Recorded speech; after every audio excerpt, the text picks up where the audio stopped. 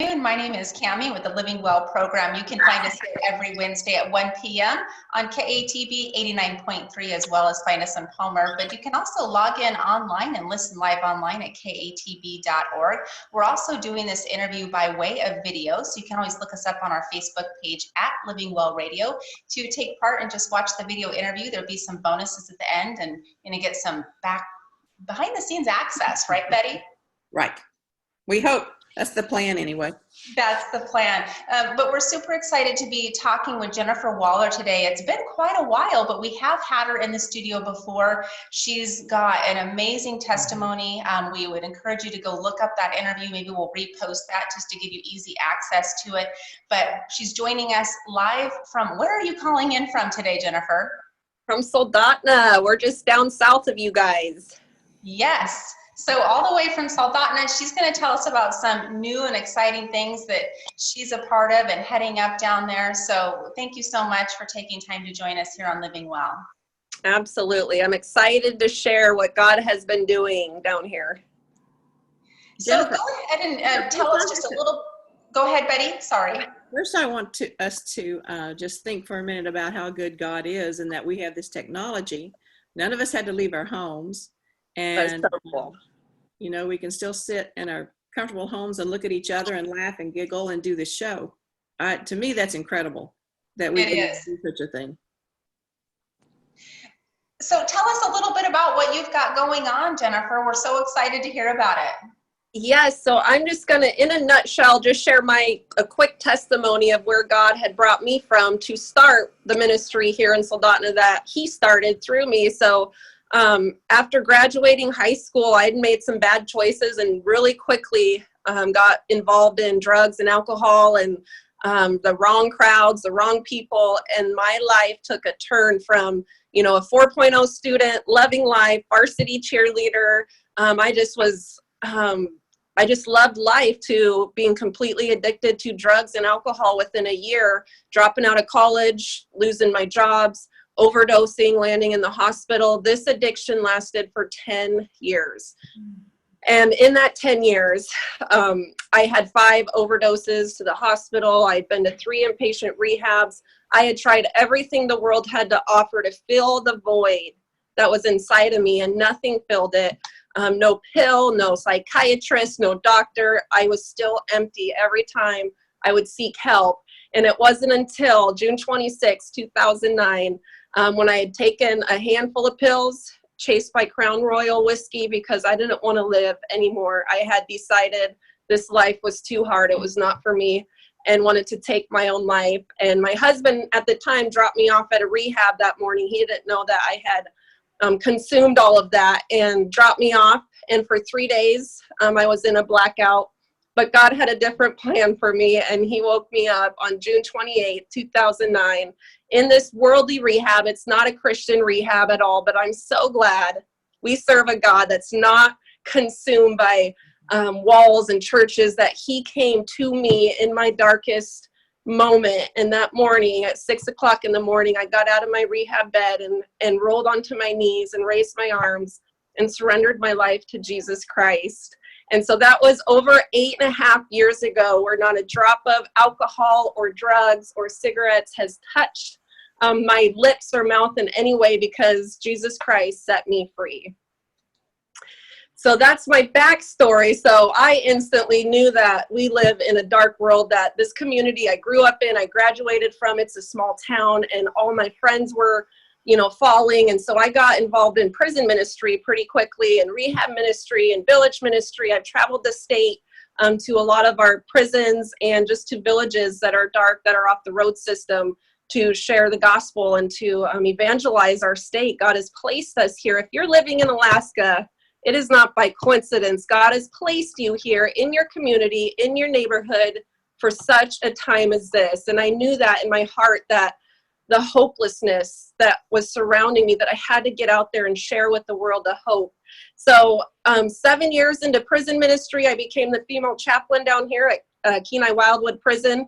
They didn't have a woman chaplain to go into the dorms. And so I became that for 2 years. And it was just day after day to see these women come in and out with nowhere to go. I literally had a lady ask me, Jen, I'm getting out tomorrow. My two options are the streets. And this was in February and it was 20 below zero. She said, I'm homeless, so I can either get out and walk the streets, or I can go to my dope dealer's house because he'll let me sleep on the couch. But I know if I go back there, I'm going to relapse. I'm going to use again. And I don't want that lifestyle. And she's asking me with the look, I'll never forget this lady's face. And I had to tell her, no, there's nowhere for you to go when you get out. I'm sorry. We don't have the resources to help these women that are ready to make choices for life. And so that was when I went home, and I was just up in my prayer room in my bedroom talking to God, saying, Lord, basically pleading on their behalf. What can we do? Where can they go? And it was February 1st in that prayer room when God spoke to me and said, Jen, I want you to open a women's home. And I journaled it because it was very clear to my spirit what he was saying, but I was like, I don't know about this. So for 2 months, I didn't tell anybody. I just prayed about it. I thought about it. 2 months later, I said, Lord, was that you? And it was like, as soon as I said that, it was like 100% like, yeah, it was me. 2 months went by, like, come on, get on with it. So I started talking to pastors in the area, 5 of them, actually. I called 5 of my pastors that have poured into my life, scheduled meetings, went into their offices, sat down, told them my vision, told them my calling, hoping that they would talk me out of it, really, because I was scared. I didn't have what it took. All I had was a calling of Jesus Christ. And as you're going to see at the end of this, that's all you need. He does the rest. And so each 5 pastors not only said, yes, do it, but we're going to be 100% behind you. You got it. You're the one for the job. And so with their support, I got online, figured out how to form a board, become a nonprofit, fill out, a huge stack of paperwork with the IRS and get our official stamp. And so then I started going around Soldotna looking for a home, because I knew the majority of the women we would be helping aren't going to have vehicles and they're not going to have driver's license. And so I knew it had to be centrally located in the heart of town so that these women can walk or ride bikes in the summer to counseling or doctor's appointments or jobs or whatever it is. And so this building that we're in right now was perfect location. But when I met the city inspector over here, he had scheduled about an hour appointment to walk through the building to see where it was sitting city code wise. And 4.5 hours later, he handed me a stack of paperwork, about as thick as my Bible was. He handed it to me, and his words were, Jen, what you're trying to do here is impossible. We got a quote on to bring this building that we're sitting in up to city code was $459,000 to bring it up to code. The building itself was $245,000. So it was about a $705,000 building and job. And I pulled up my little phone app and I looked at our Freedom House bank account, and we had $800 in it. And I still remember to this day God saying, this isn't your house, Jen. This is my house. And I'm going to make this home for my princesses. And so with that $800 and not sleeping for 3 days or eating, I'm still human and I was scared to death. But I knew that I needed to take a leap of faith for these mamas that are dying on our streets. And signed the paperwork that day. And a week later, so we signed the paperwork December of last year. So it's been just a little over a year when I signed on to this home, knowing it needed $500,000 in renovations. The city inspector put a time limit that it would take 3 to 4 years to complete the job if we got the money. He couldn't comprehend how we were going to do this. He even told us, Jen, I don't believe in the same God that you do, but what you're trying to do here is impossible. And so I took that stack of paperwork up to my prayer room that night, and I just prayed over it and said, God, your will be done. This is not my will, Lord, but that we would be your hands and feet. Our very first work day. So I started going around to churches, casting my vision. Pastors in the area were so welcoming. They'd give me Sunday morning spots, and I would just say, hey, we're having work days. We need volunteers. Over 500 volunteers over a 4.5-month period donated over 3,500 hours of hands-on labor over $100,000 in greenbacks was raised. And 4.5 months from the time he handed me that stack of paperwork saying this is impossible, that same inspector was standing in the kitchen handing us our permit of occupancy so that we could open Freedom House here in Soldotna. And he said with tears in his eyes, he says, I can't believe what I just witnessed. Because he had to come every 2 weeks and sign off on electrician and the electrical and the plumbing and all of that. And he would never say anything. He'd just walk through. And so like 5 months later, I'm thinking, are we going to make it? You know, is he going to sign us off? And he hugged me and my sister and said, I cannot believe what I just witnessed. And I got to tell him that it wasn't us, that God is on the move, and he just got to watch him move this home. So as of when we opened, we completed, the church, the body of Christ, completed $400,000 paid for out the door in renovations in 4.5 months. I mean, come on.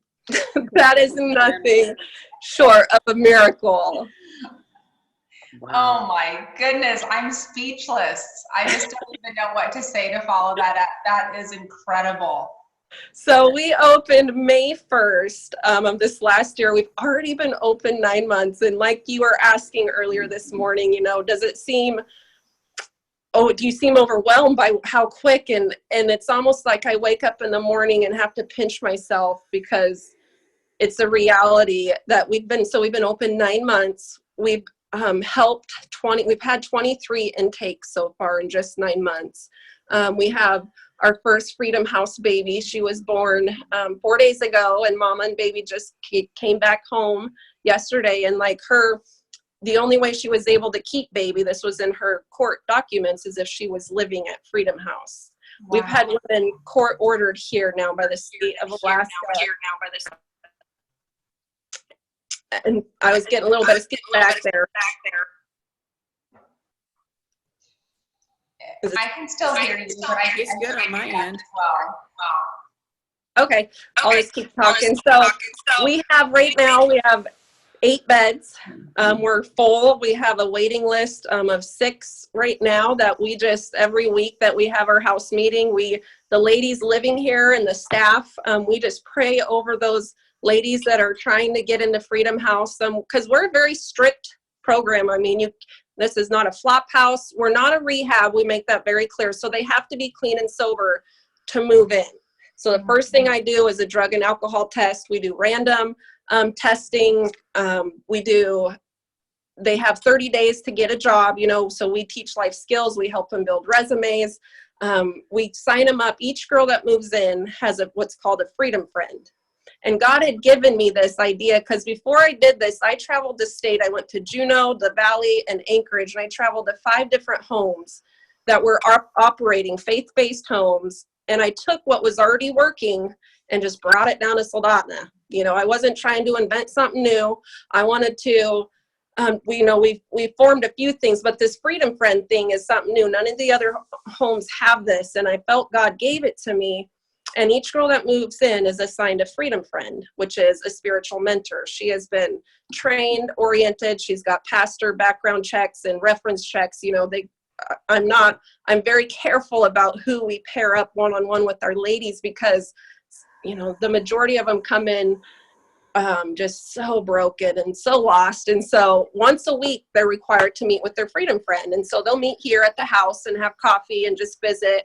And then what we're seeing is they're joining their Bible studies or they're doing Bible studies together. But it is such a powerful tool. Like we have 12 active Freedom Friends that can come into the house anytime.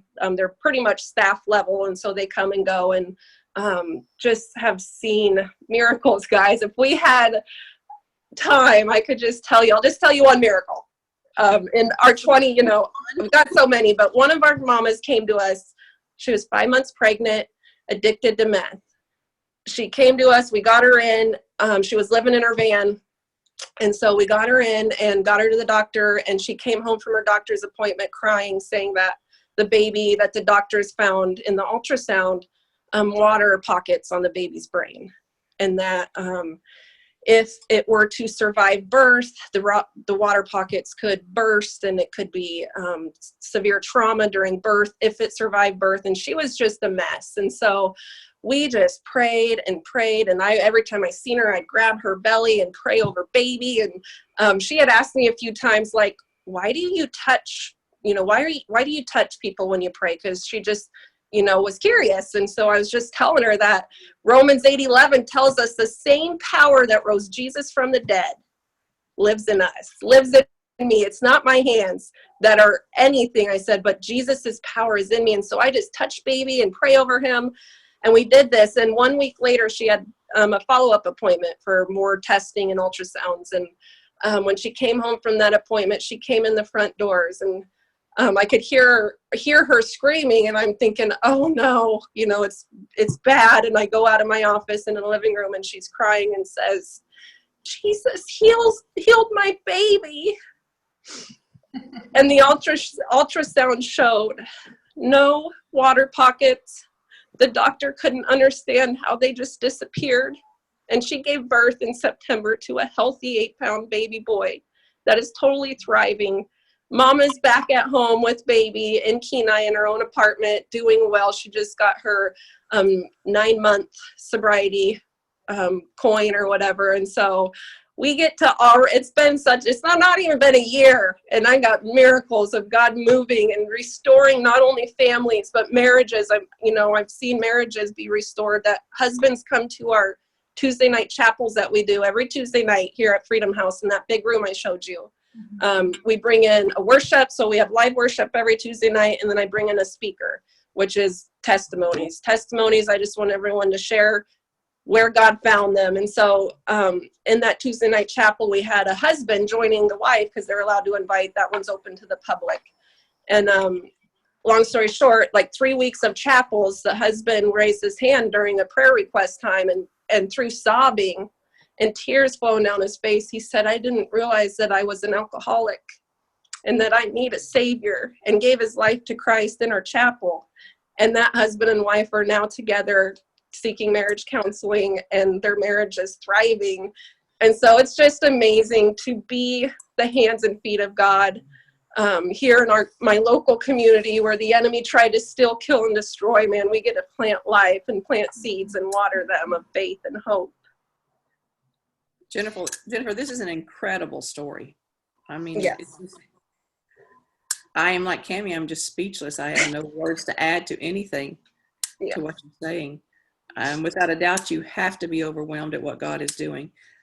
I've often said that when God's ready to move, he moves.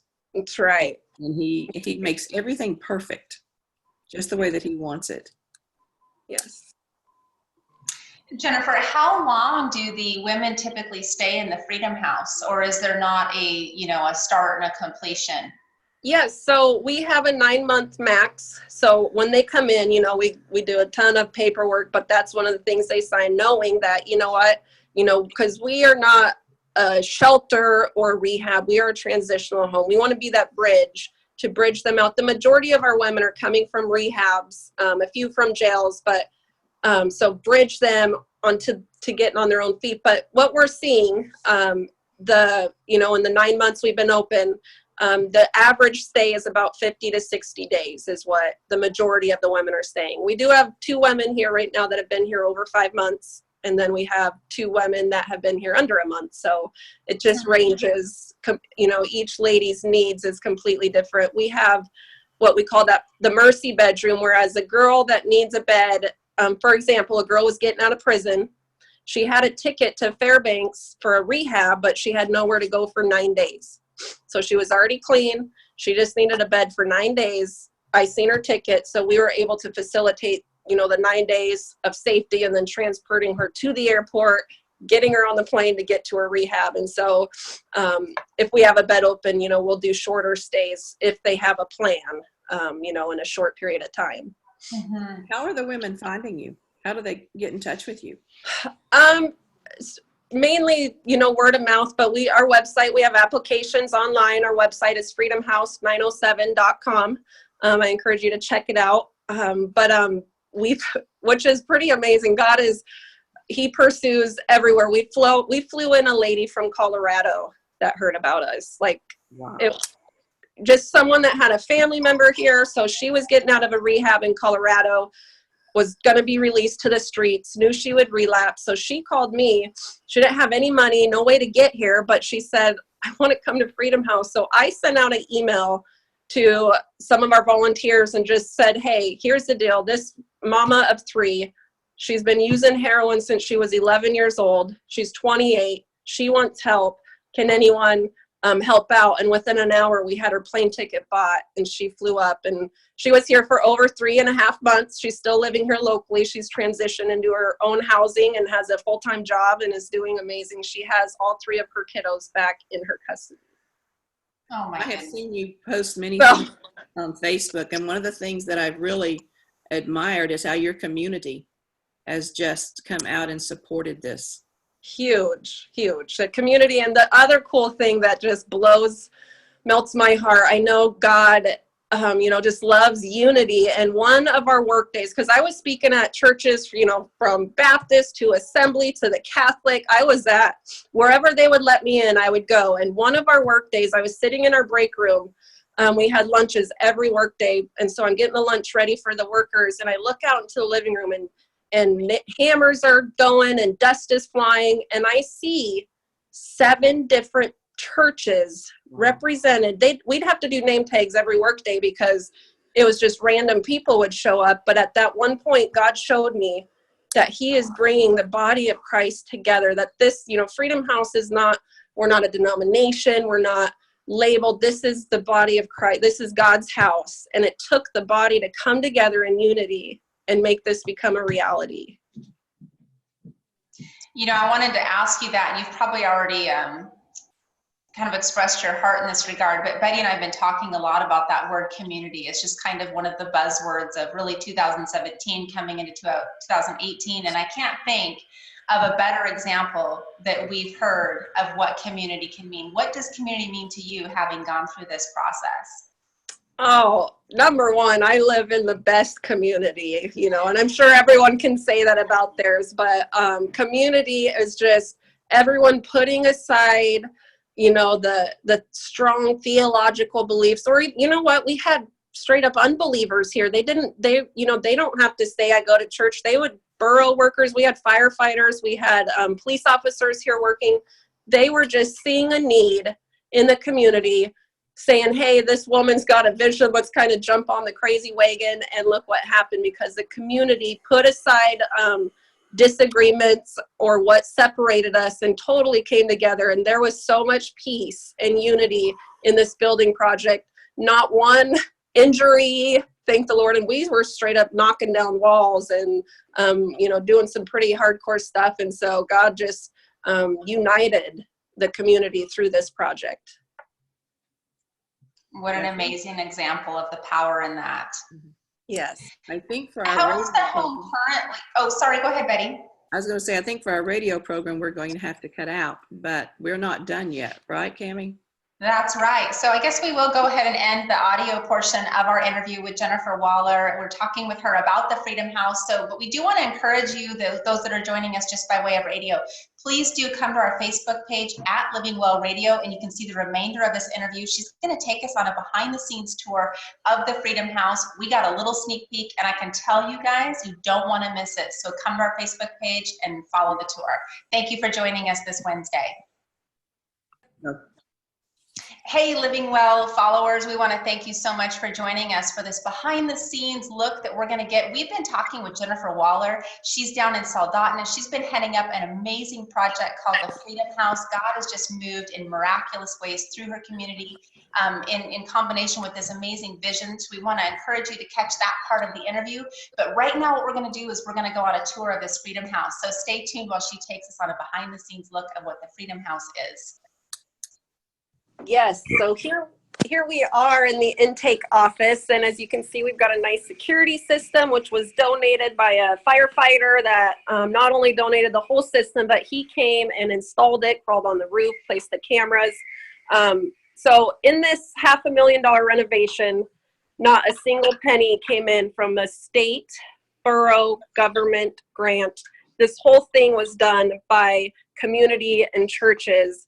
Because we are so solidly not only faith-based, Jesus Christ-centered, the state and borough can't help us out because we know where the freedom and power comes from. So as you'll see, all of this work has been done by people and no funding. So here's one of our big bathrooms, which if you guys could see the before pictures, oh my goodness, this bathroom was covered in mold. This building's about 30 years old. It was a daycare for 17 years, and then it sat empty for 7 years. So there was actually squatters living in it. There was graffiti all over it. The flooring was ripped up. The lights were hanging out of the roof. I mean, it was pretty disgusting. And so you're just looking down the hallway there. And all of even from our chandeliers, as you can see, everything is just so cute. This couch set was actually bought and purchased by a church out of Anchorage, Maranatha Fellowship. I've spoke at one of their ladies retreats, and they took up a love offering and let us go pick out brand new furniture. So that's okay. This is the baby room. So as you can see, a lot of stuff just from the hospital, but this is the Mercy room where they first start out. Everyone that moves in spends the first 2 weeks in this bedroom before they transition down into a long-term bedroom. But off of here is our pantries. Each girl is in charge of their own food. As you can see, they're numbered and labeled, but they have their own shelving unit to store their own food. We'll help them go to the food bank or get signed up for food stamps. There's a refrigerator, freezer in here, but they're all stored separately there. And then I got to show you this $21,000 miracle. This was not on our budget to replace. We had a 35-year-old, what we called Bob the Boiler. And on work days, I'm not kidding you, we would pray for Bob to fire and to heat this 5,000 square foot home. And long story short, we had a contractor come over to look at, we were having a flooding problem. He came over, did a tour of the house, asked about Bob the Boiler. He said, you know, are you replacing that? I said, well, that's not in our $500,000 renovation budget, you know, so no, we're just going to keep praying for him. And so he left, and 20 minutes later, he called me and said, my construction company wants to purchase a brand new $15,000 system. He goes, and then I've already called my buddies over at M&J Plumbing, and they're going to donate the $6,000 installation. This is $21,000 that God just blessed. And like I said, I can show you miracle after miracle. And so this brought our heating bill down like almost $300 to $400 a month just by replacing Bob. Old Bob. That kitchen is beautiful. Yes, here's our kitchen. We've got granite countertops throughout the whole house, donated. All of the appliances, they're all matching stainless steel, was donated by a couple that said, you know what, we called Dan's TV, which is our local appliance store, and they said, we put $6,000 on an account with your name on it. Go pick out what you want for Freedom House. And so we got matching. I mean, we were able to make this home beautiful, as you can see. I love the floors. Yes. These are the vinyl planking wood floors. This is our upper room. We just got a computer donated. We're going to get hooked up for the girls to help with job searching and whatnot. This is where we do our chapel. So this piano stays here because we do live music. And this is the public entrance. So when we open this room for the public, we shut and lock the door to the residents. That way this room is completely separate from the ladies that live here. We just got this couch. So excited. I've wanted it since we opened, but just 2 days ago, we got this nice corner couch for the ladies and a beautiful chandelier. There's Priscilla. Hi. Painting her nails. And then, so I'll just show you real quick. If you remember, I said we completed $400,000. So we still have $59,000 of outside renovations to be compliant with city code. So they're working with us. They gave us an extension, but this backyard, as you can see the fence, this has to be turned into 17 paved parking spots. And so this little puppy has about a $30,000 price tag on it to finish the parking lot. And then the roof needs to be redone, which is, we figured about with materials and donated labor, about $10,000. And then we need 2 wheelchair ADA, to be in ADA compliance, 2 wheelchair ramps, which is about 20 grand. So they let us open, you know, because the inside was all done, brought up to city code. And we put this coffee bar in, that way during our public meetings, we could have coffee and drinks. And here's another bathroom. So you can see our tile, the theme of our tile runs throughout the whole home. Granite counter sink in here. It is just beautiful, Jennifer. It really is. Oh, boy, you know, when I was like, okay, we're going to do this, I was just thinking it was going to be, we're going to patch up the, you know, duct tape the lights up to the ceiling and patch up some of the holes in the sheetrock. And God was just like, oh no, we're going to do this right.